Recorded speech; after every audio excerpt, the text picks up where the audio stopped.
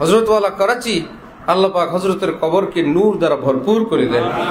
হযরত বলেন, কোন আল্লাহর দেওয়ানা দেখতে যদি কারো ভালো লাগে, আনন্দ লাগে, খুশি লাগে, এটাও তোমার জন্য লক্ষণ আল্লাহ ওয়ালা হওয়ার কিছু মাত্রা তোমার মধ্যে বিদ্যমান আছে। এই জন্যই তো ভালো লাগে। তুমি যদি সেটাকে কাজে লাগাও, আগে বাড়াও, তুমিও একদিন আল্লাহর ওলি হবে, আল্লাহর দেওয়ানা হবে।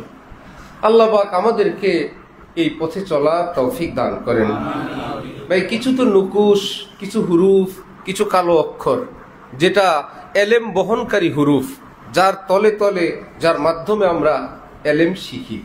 কিন্তু ফাইন্নাল ইলমা নূরুম মিন ইলাহি, প্রকৃত এলেম তো এই হুরুফ আর নুকুশের নাম না। এলেম তো নূরে এলাহিকে বলে।